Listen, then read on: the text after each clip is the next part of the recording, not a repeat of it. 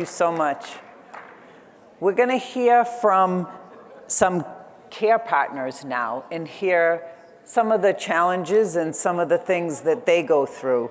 So I'd like to introduce Susan Moore. She's the coordinator of the Central Ohio Ataxia Support Group. Her husband, Bill, has SCA3. Together, they have 4 adult children and 5 grandchildren. And her complete bio is on page 19. Also, we have Shirley Swier Jones. She's a retired psychotherapist, author, and care partner to her husband, Brunn, who had SCA1, and also one of her sons and her granddaughter. And the moderator for this session is Liora Brunn. She's the founder and course leader of Zoetic Workshops Incorporated. So would you please help me in welcoming these 3 lovely ladies to the stage.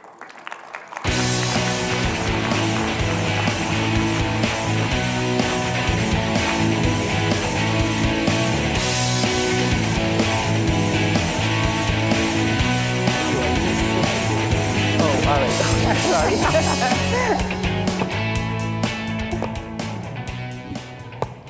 Looks like I'm in the middle.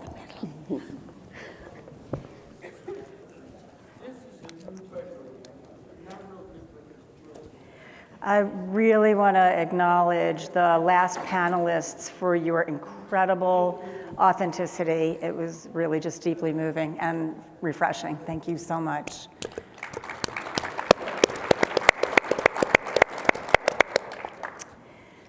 So we're just going to dive in, if that's okay. All right. The language has changed. We no longer are using the terms care provider or caregiver, and we've moved into care partner. I wanted to ask each of you, what does care partner mean to you? And there's a diving in with this when you start looking at partnerships and other relationships that you have, and does that actually also play out with your beloved who has ataxia? Want me to go first? Sure.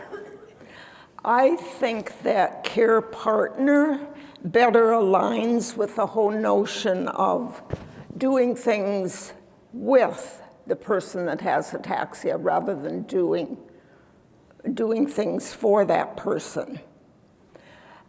In a care partner relationship, if I'm in a care partner relationship, I think of myself as being the primary person that's responsible for coordinating care. But that can also include working with medical personnel, maybe home health aides that come into the home, anybody that's any other caregivers that are helping to give the care. I think that the person with ataxia, the person receiving the care, always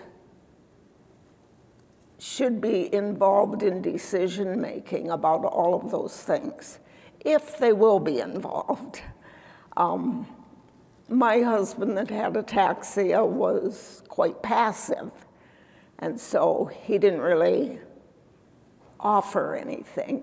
It wasn't important to him to be involved in the decision-making. You know, he just kind of stepped back and let me do it. But if it is possible, involve that person in that way. And I think that when you're doing this together, it's more of an intimate endeavor. It's just addressing the care needs together. Okay. I'll give a little bit of an introduction to myself, just so you know where I'm coming from in what I say today and what I share with you. But again, my name's Sue Moore. I'm from Columbus, Ohio, and I do run the Central Ohio Ataxia Support Group. And we are planning our first walk and roll this fall. Very excited about that. My husband is Bill. He's 65. He's in the middle here. His mother had spinocerebellar ataxia type 3, which I will shorten to SCA3. She had arranged before her death to donate her brain to the University of Michigan. And he's one of 8 children, 4 of whom acquired the gene. So we have 4 adult children, 3 of whom have been tested. 1 unfortunately tested positive. She's also sitting here with her husband. But she and her husband, when they were looking, considering different options for starting a family, they ultimately chose to go through pre-implantation genetic diagnosis with IVF, which resulted in 3 of the kids that you also see out here. It was a very difficult process. It's financially challenging, it's emotional, it's a roller coaster, but in the end, it ended up being a good choice for them. Bill, his condition, he's sitting in a scooter right now. He did have to retire about 12 years ago. He gave up driving just a few months ago.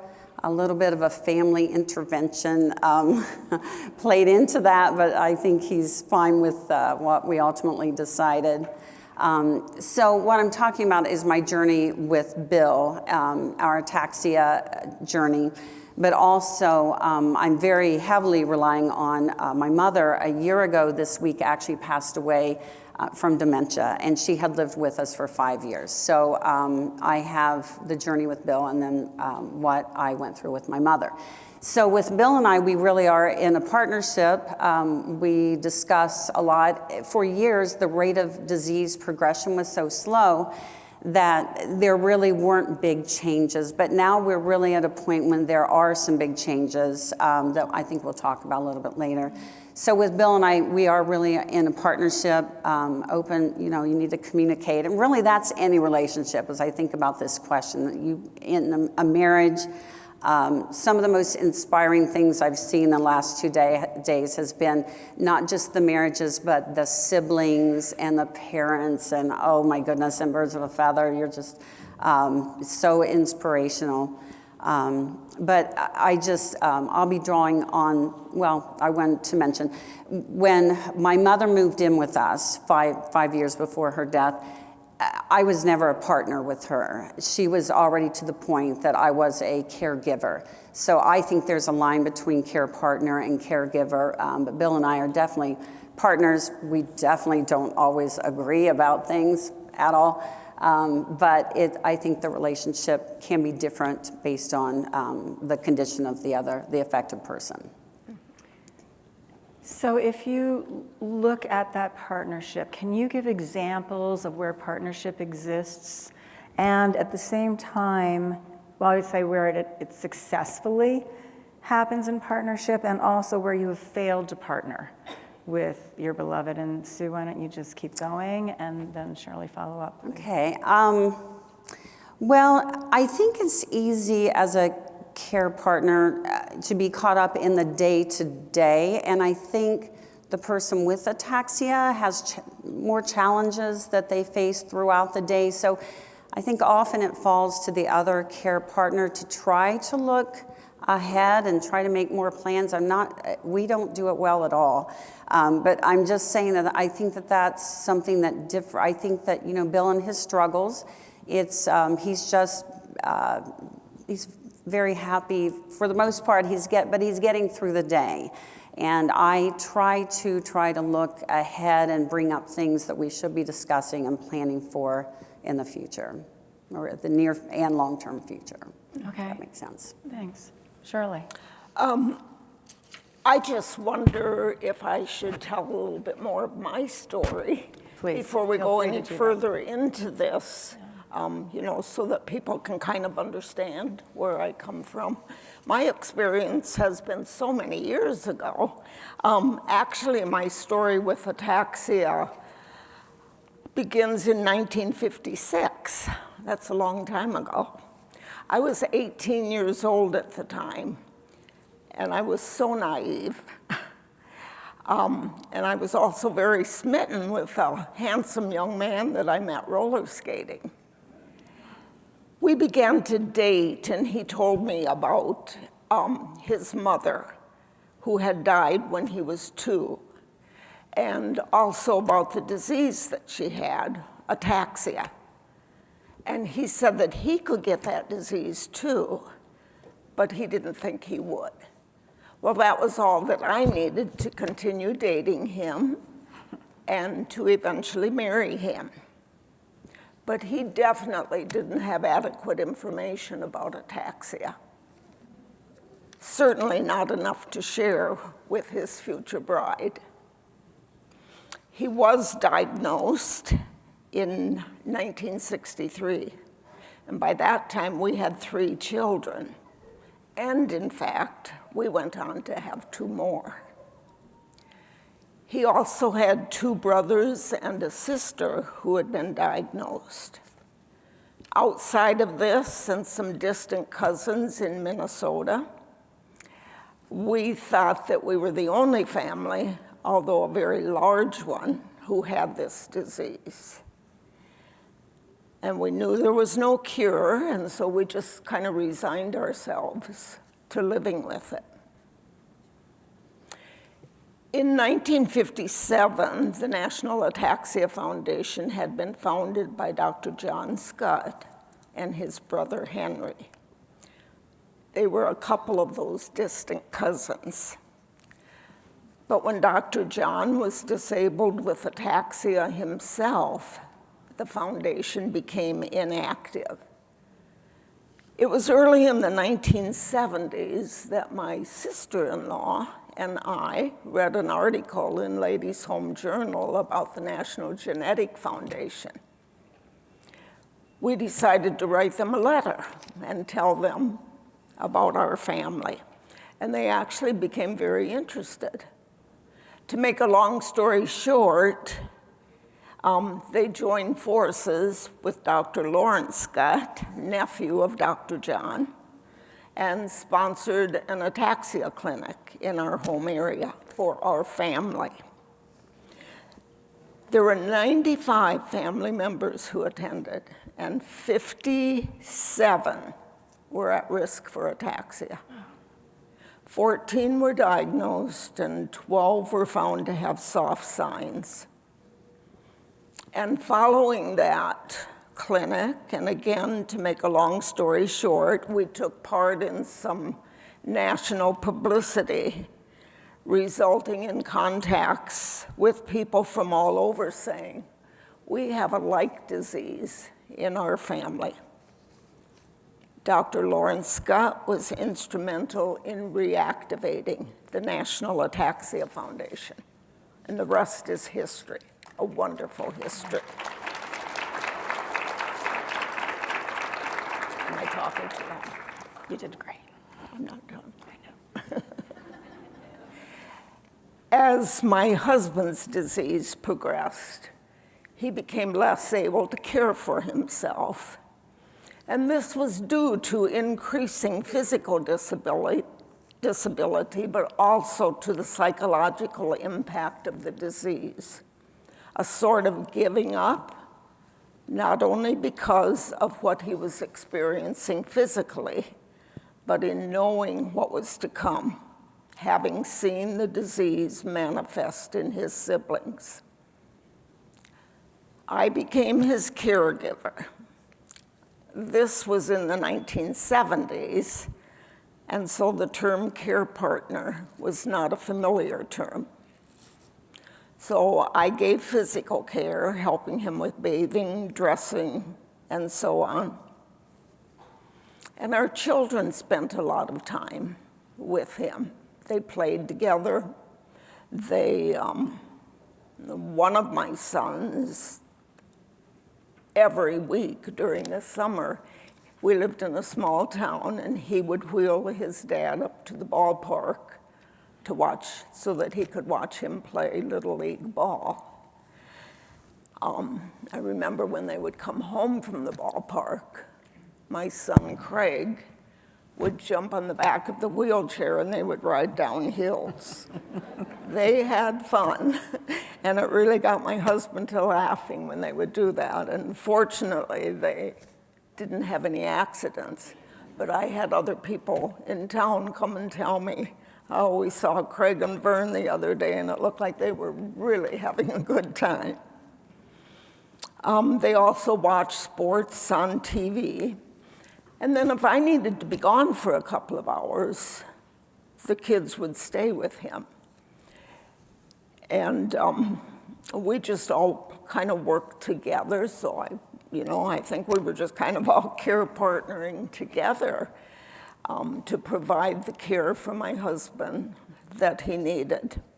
And we also had a visiting nurse who came in. Eventually, she came 3 times a week to bathe and dress him. But I felt totally responsible for his care, as well as coordinating my children's activities, running the household. I felt like there was a lot that was on me. But I was also in my 30s, so I handled it pretty well. I tried to take care of myself. I probably wasn't really conscientious at the time of I'm doing this to take care of myself. But with the kids staying with him, once in a while, a friend would offer to come over and sit with him. I know there was one friend that came when there was a class that I was interested in, and it was being held over several weeks, one morning a week. And she came and sat with him while I did that. I also sought professional counseling a couple of times. I journaled. I've always thrived on quiet time. And so way back then, that was really important to me, to have some quiet time to myself. There were actually several family members who lived in the same community that we did. But I learned that extended family are not available to help out. I needed their help, but I was not forthright in asking for it. And I know now that it would have been okay for me to do that.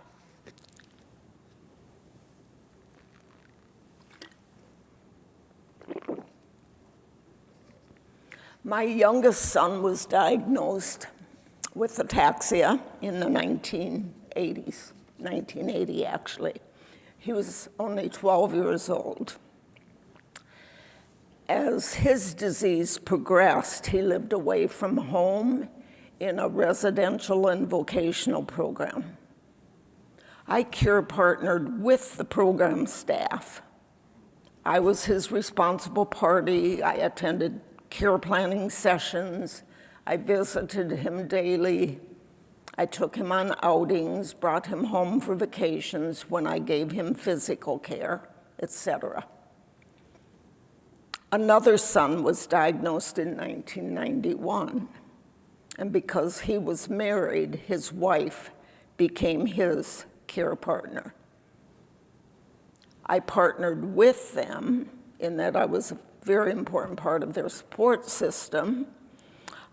Again, I spent as much time with him as I could. I took him on outings, I answered their questions, and so on. And when my beautiful young granddaughter was diagnosed in her early 20s, her mother became her care partner. And she was later joined by her mother, Steph's maternal grandmother.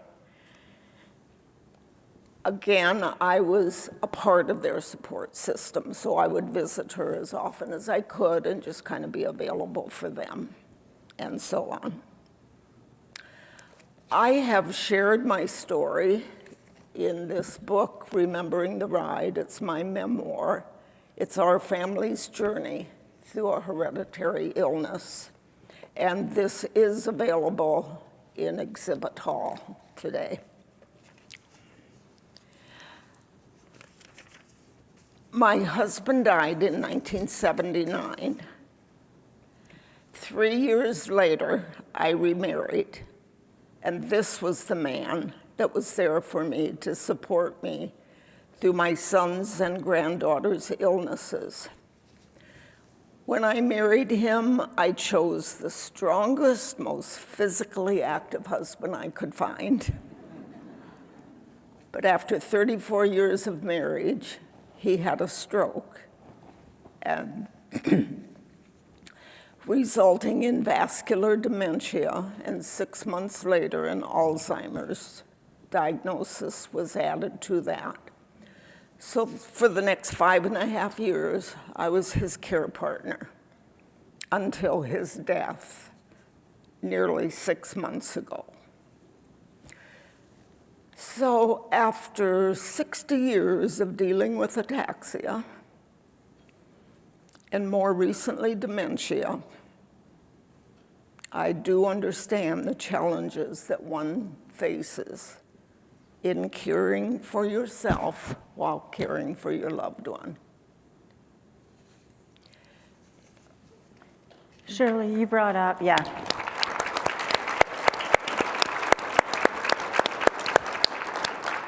You brought up a couple of points that I think are really, really important, which is that you turned what I thought I was meaning by care partnering into something else, which is bringing in the partnerships of other people and helping care with the person who has ataxia or whatever it is, dementia or Parkinson's or whatever it is that somebody has. And there is a partnership with that. And you also brought up the concept of asking for help and how important that is. Saying the words, I need help, tends to be an incredibly, almost like fiercely challenging couple of words to say, need and help. It's not something people tend to go toward or for. I am going to say in a life without this, we all need help. There isn't anybody living life who doesn't need help. Nobody is doing life alone at all. And we can't. I also think we weren't supposed to ever anyway, no matter how much we pretend that we are or can or should. So if that's the case, learning to say just those words, I need help, asking for it, and getting it, if you're not going to get it from the person you asked, finding somebody else, finding somebody else, finding somebody else. So I would like both of you, so I'm going to punt this back over to you, to look at where you have successfully done that in your life and where you haven't. And if you can thread into that, again, the concept of partnership with the person who, because we're here with ataxia, the person whom you love who has ataxia, knowing that partnership, even when it's somebody who's more reticent, like you were talking, Shirley, about your husband being much more passive, and I think it's pretty prevalent that we know that there's a social withdrawal that happens frequently in this community. And what it would take in partnership to say, that's not okay. I understand you don't want to go out today. Here's the partnership. I'm telling you, you're going out today. You get to tell me, what are we going to do? Well, I really liked how Jonas wrapped up his talk, talking about a support team and about him recognizing that there are a lot of people around him who love him and want to help.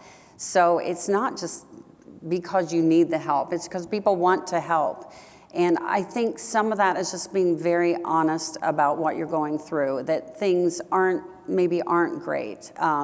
I'm very, very lucky. I have 2 daughters who are able to, I still work, so they're able to get Bill, especially now that he's not driving, and get him to appointments. But it is, I know that Bill, there's a lot of times that I say it's important to get out as a couple. It's important to be still seen as a couple. It's important to be among the family. It's important to be at church or at social events. So I think there are a lot of times when Bill would admit that he would happily just stay at home. It is a challenge. It's a difficult, just the whole mobility, getting the scooter into the truck and just making sure it's charged and just all those little details of just going out for the day. Those are real obstacles, but it's true that I think it's up to the care partner to be a cheerleader, an enforcer, just, come on, we're going to go. We've always gone. We're not going to let this change how we are. But I know that's easier said than done for many of us. But that's kind of how I am with Bill. I think that's great. Thank you. I'm going to change the subject. Okay. How much do you or did you, so you're in different positions here, so do you, did you, plan ahead or stay ahead of what's coming down the pike? And I'm going to add to that, what are some examples of you doing that or having done that? And what does it cost you when you didn't? So what, if anything, would you do differently, or if you could do it over, would you have done differently? Shirley, why don't you start? To be honest, when we were going through Ataxia, we didn't do a lot of planning ahead. Just kind of took a day at a time and got through that day. I think some of it had to do with my youth. I just wasn't thinking that seriously about, far into the future. Or, again, probably a lot my ignorance that prevented me from doing that. And it just seemed that, should anything happen to my husband, that I would just continue, taking care of my family and just kind of taking over what had to be.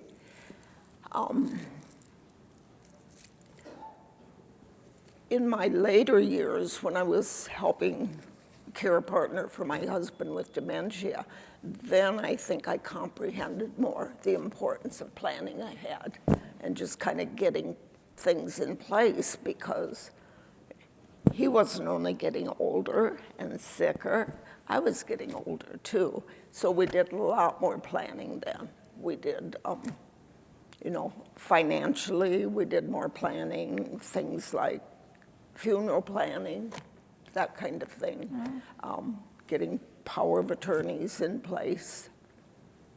So I can't say that our not planning ahead when my husband had ataxia had any detrimental results to it, but I'm very glad that we did the planning we did when we were going through dementia. Yeah, it made a difference. Mm-hmm. Yeah. Well, I'll just add on to that. One thing I am glad that Bill and I did, and this is irregardless of if ataxia or if another illness is in your family, is to go ahead and formalize what your wishes are for the end. So Bill and I have, with an attorney, written down what medical interventions we do and do not want. So everyone should be doing that anyway, and I'm glad that we put that away. That was very comforting last year when Mom went into hospice. We were not making any big decisions about that. It was what she wanted, and that was very comforting. That made it really easy for us as a family. But these other changes and planning ahead, so we're really, really bad at it. So I'll tell you what maybe you should be doing and not do it how we're doing it. So, for example, mobility devices and walking aids. When Bill started having problems walking, we went out and we just bought things. We didn't have any professional guidance. He's fallen a lot. There's a lot of property damage in our house. We didn't get the kind of medical and professional guidance that we should have with devices, and we're still figuring that out. The problem with ataxia, of course, is that you don't know the rate of disease progression. And with any illness, there's denial. So you want to be where we are right now. We can almost figure this out, but you don't know. It could be years before things change or not. We recently bought a truck, and that has been a huge change for us.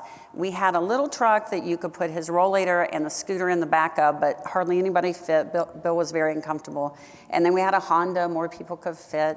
But we got us a big truck, so we got rid of the little one. That's really changed our lives. It's so much easier for me to get the scooter in. We don't have to take it apart. We have a cap on the back of the truck. So that's been a big change.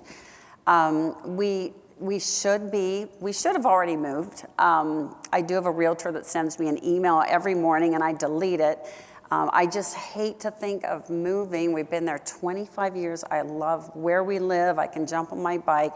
But we should have done this. And again, irregardless of having ataxia, these are things that a couple of our age should be thinking about anyway. Our master is not on the first floor. So we talk around it, but we need to be moving into a house. My job, so I was laid off during the pandemic, and that worked out very well, quite frankly, and I was home with my mom. But I did go back to work as a classroom aide this year, and that's worked well. I get off early in the afternoon, but that's a big decision for me. Like, do I work next year? Do I work in a school system? How would that impact us if I'm not making that much money, but I'm not paying for insurance right now. So I would not only lose my little income, but I'd be paying over $800 a month for me just to have insurance. So what will Bill's condition be next year? Do I need to not accept that job as I look down 4 months from now?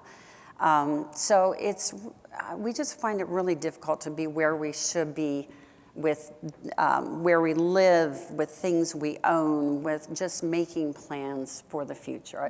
Those accommodations that really, as a care partner, you should be on top of, but I think it's really, really difficult. That's really a great answer, thank you. Both of you, I don't know, some of you I know have been in the classes that were here that we did on compassion fatigue. We have discussed this as well. So I really would like you to take a look at the process of being with your ataxia partner. And I don't think it's a question, did you experience compassion fatigue? I think it's like, what was it like when that happened? When did that happen? What did you do about it? What were the very real feelings that were there when compassion fatigue took place? Shirley? I would definitely say that the feeling of resignation was really there because, you know, in both of the illnesses that I went through, it was, you did everything you could, but at the same time, you knew that what you did was limited, that you were just going to have to live through this and do the best that you can. So that feeling of resignation was there. And of course, on a day-to-day basis, I experienced frustration over and over again. I think there's also some grieving that goes on because you're grieving the loss of this very good marriage that you had to this man that you loved dearly, and you comprehend the fact that things aren't the same anymore, that you're not going to just move smoothly through life, but that there's going to be a lot of obstacles that you're going to have to face, and just, you know, grieving the loss. And I probably experienced this more with dementia. You're just really grieving the loss of this spouse, even while that spouse is still living. Or parent, or child. That's right. Or sibling, yeah. That's right.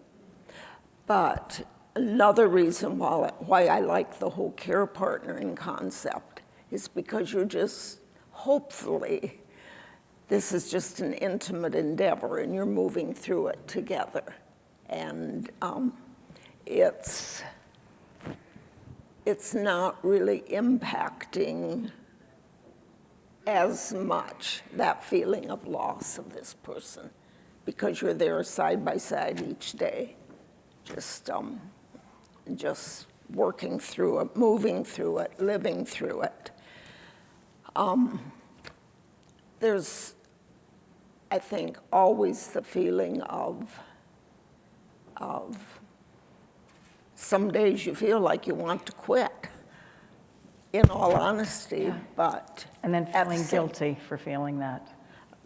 Yeah. usually guilt for that. I can remember when my husband was in the progressed stages of ataxia, and again, he was very quiet, very passive, but we would be sitting in the living room across from each other, and he would maybe have his head back, be dozing, and I would just sit and look at him and think, the only way that this is going to end will be for him to die, and I would feel extremely guilty about that. So,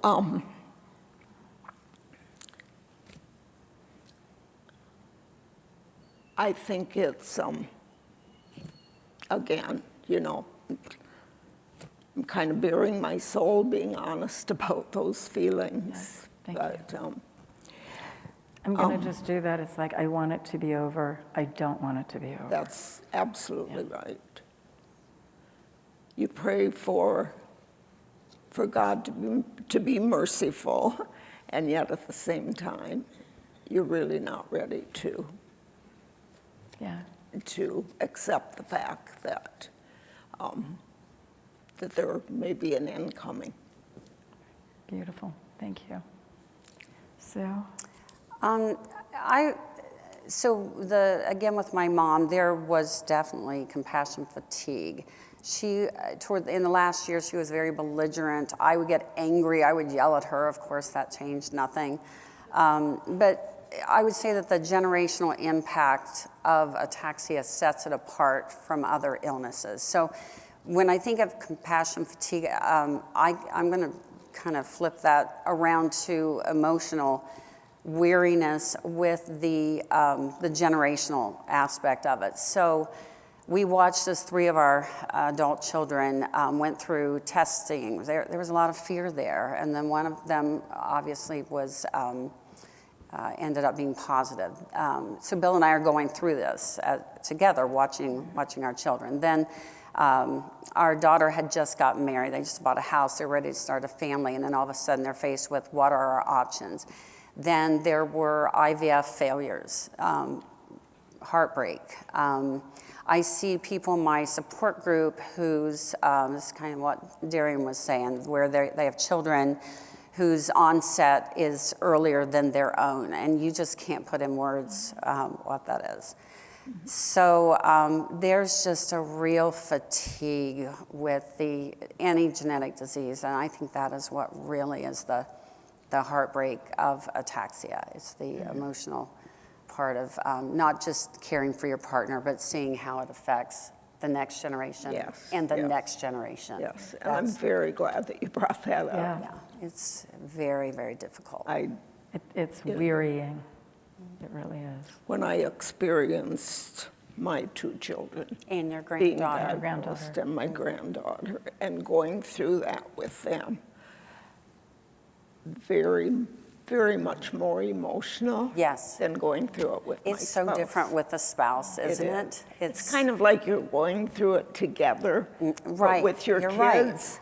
That's a good way to put it. As a mother, you're supposed to be able to protect them from things like right. this, and you're just completely helpless to do that. Have either of you been able to take a break without feeling guilty?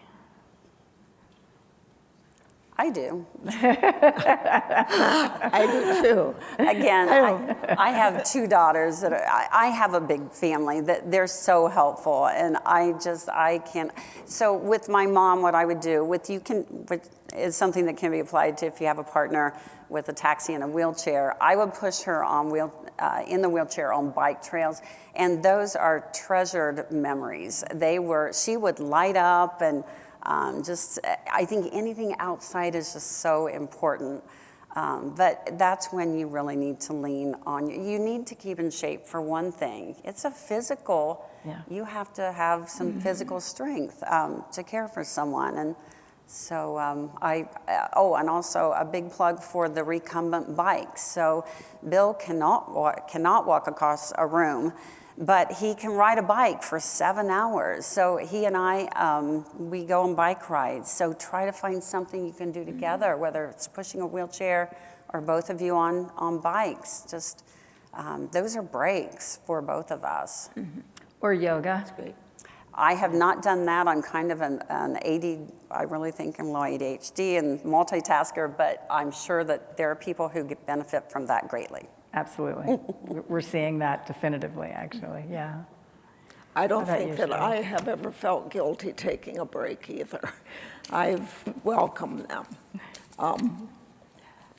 Again, when we were going through Ataxia and my kids were younger, a lot of times they were what enabled me to take a break. And, you know, I never felt guilty leaving them at home with their dad and you know, just taking a few hours off for myself. When we went through dementia for 2 or 3 years, I had a caregiver come in. It was through an agency, and I took 3 hours off 1 afternoon a week. And I just looked forward to that time. I could just go out to lunch with a friend or just go out and do whatever I wanted to. So what kinds of things do you do in taking care of yourself? Going out to lunch for a friend, getting outside, what else? What actually really takes care of you?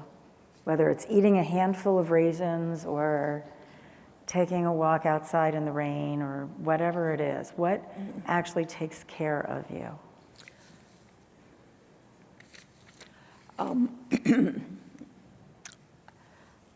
I mentioned, you know, a little bit before about the fact that I thrive with quiet time. So it's important for me just to have some quiet time. And I do that now, but you know, as I went through the illnesses, it was also very important to me just, you know, to take 15 minutes, a half an hour, maybe while my husband was napping, just to spend some quiet time. Yeah.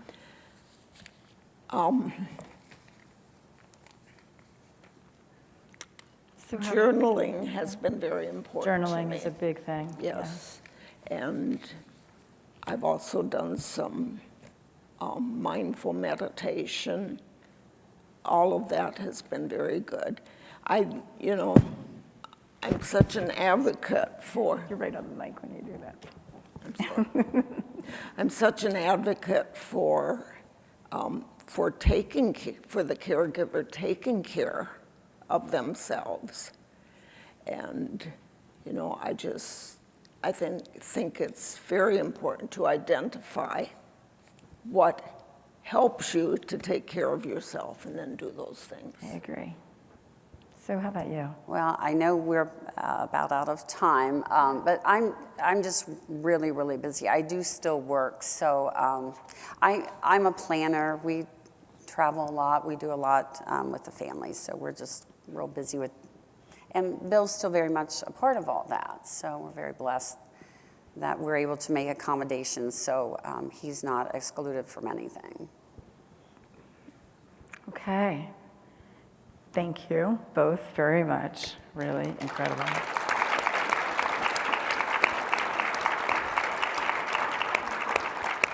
And I don't know, are there any questions anybody wants to ask or has asked? We're out of time. So if you have any questions, I hope they got answered. Or see us after. Thank you both very much.